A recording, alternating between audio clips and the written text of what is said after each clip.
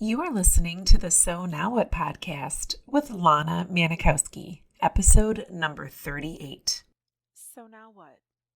These three words raced through my mind time and time again during my journey through fertility treatments. I tried desperately to have a child, but never was able. I yearned for a community to join that could understand my struggles. I couldn't find one, so I created one with the So Now What podcast. I love that you found us. Hello, beautiful people. Welcome back to another episode of the So Now What podcast. I am coming off an absolute high to have had my mentor, Corinne Crabtree, join me in last week's episode of the podcast. And if you listen to episode 37, I'm sure you can understand why I gained so much perspective and have seen so much growth in myself after learning from Corinne and understanding how much control we really do have in creating the life that we want to have. As I talked about in my episode with her, a lot of us do compound weight after going through infertility treatments, all of the medications we've been on and the hormone levels that have changed and all the emotions that we go through. A lot of times it's easy to turn to food. As you heard me talk about with Corinne, the food is really such a small component of what it was I learned from her. It wasn't a diet plan. It wasn't a restriction. It was understanding why when emotions run high in us, food seems to be something that provides a relief and provides a comfort to us. So if you have yet to listen to episode 37, I would highly recommend you doing so. Now, in these upcoming episodes, I want to deep dive a little bit more into something that Corinne talked about, which were the 4 N's. And we're going to start with the first N today on this week's podcast of noticing.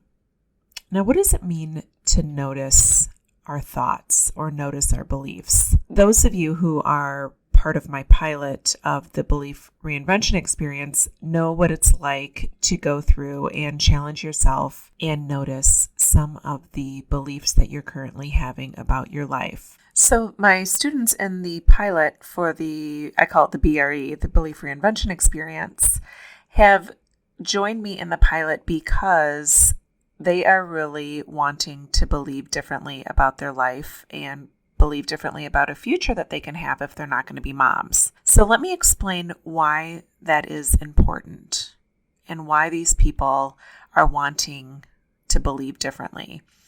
So if you're new to my work and the concept that you could actually love your life if you're not going to be a mom, you might not have a strong understanding of how closely related the beliefs you have about yourself, how those beliefs are creating the feelings that you feel every day when you wake up.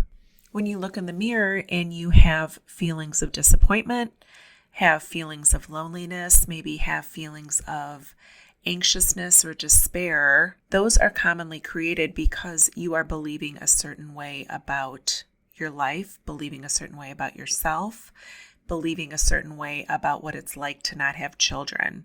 So when we believe a certain way, we feel certain feelings, and then those feelings are going to be what propels us to take certain actions in our lives. And maybe sometimes it's inaction. Maybe we are preventing ourselves from taking action because we are feeling disappointment or we're feeling loneliness or feeling regret. And then we are not achieving the results that we want to create in our lives. So when we start to notice the beliefs that we're having, that is going to be the first step in creating a life that we truly love, even if we're not moms.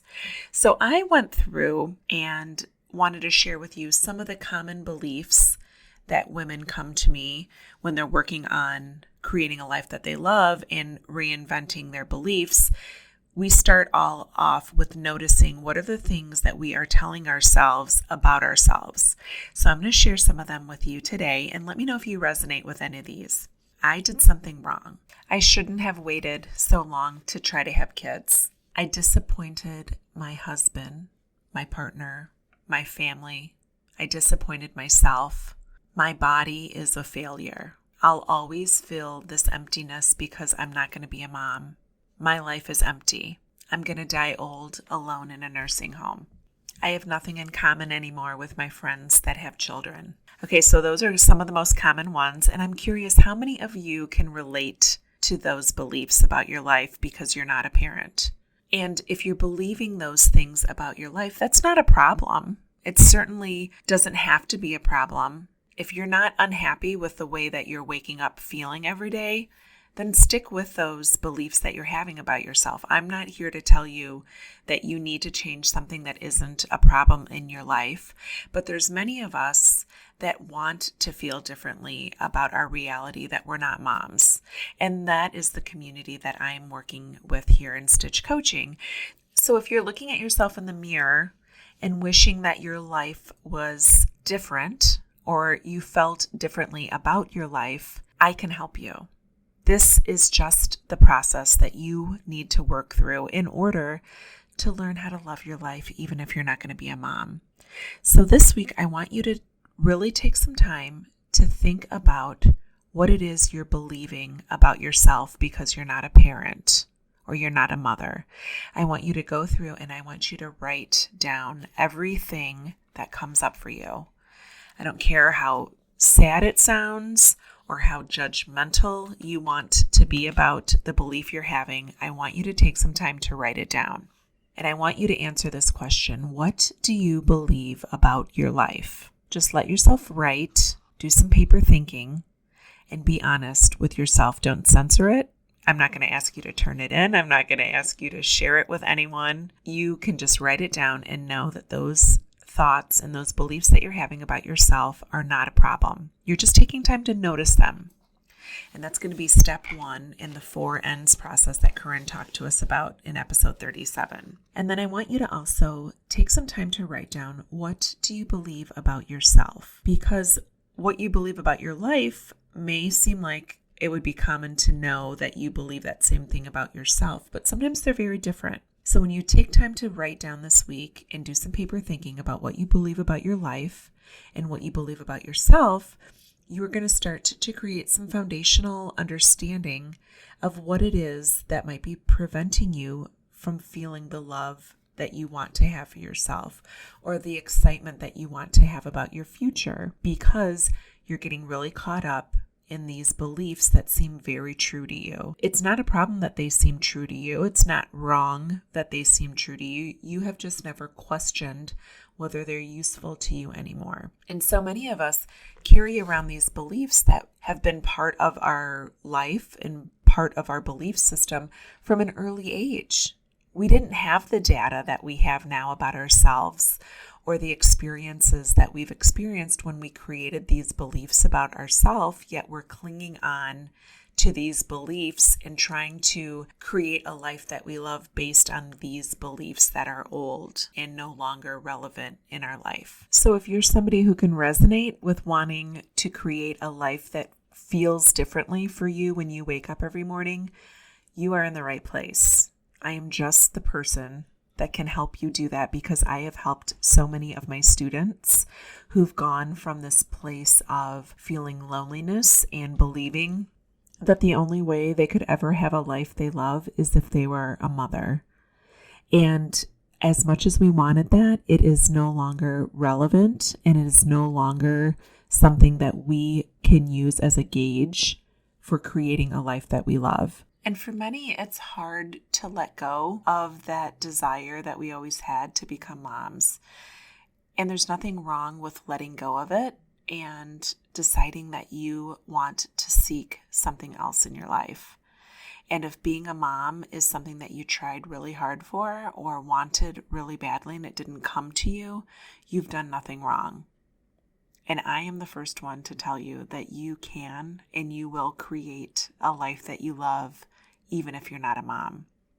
So as we're working through noticing these beliefs that we have the ability to judge ourselves and to think something's wrong with us, tell ourselves that we're crazy people because we believe these awful things about ourselves, or we can have a lot of compassion for ourselves. And compassion is something that we often don't believe that we are deserving of. We believe that we deserve to offer compassion to others. But when it comes to us, we would much rather judge ourselves and judge our thoughts and beliefs than we would show love for ourselves and show gentleness and kindness for ourselves as we're navigating a new normal. And that new normal means that we are childless. And that takes me into the neutralization part of the 4 N's. So when you neutralize these emotions, you are just taking an inventory of what it is you've noticed and neutralizing it by saying, of course I feel sadness. Of course I feel disappointed. Of course I feel lost because I went through 7 rounds of IVF and I couldn't become a mom. And it would be normal to be sad because I tried so hard to achieve this goal of mine, which was motherhood, and I couldn't do it. So when you normalize things and quit judging yourself for the way that you're thinking or the way that you're believing about yourself, you just allow yourself to have less restriction on what it is that you're noticing about yourself, because it's just stuff that comes up. I would have a hard time believing that there's a lot of people out there that went through 7 rounds of IVF that didn't have some sort of question about what their life would be like if they wouldn't be able to become a mom. I have a hard time believing that there's women out there that had multiple miscarriages that have a great excitement about their life after miscarrying a child. So there's all these things that are normal to feel. So when you normalize your thinking, you're just having compassion for yourself and telling yourself, of course this feels like junk. Of course this is confusing, and of course this is scary, and the future does not seem excited because I'm feeling and believing all of these things. It is normal. But that doesn't mean because it's normal right now that it has to be that way forever. So when you're able to notice and normalize your beliefs, you'll be able to more freely identify them and recognize them, because you won't be on a heightened alert that there's something wrong with you for thinking and believing the way that you currently do about your life.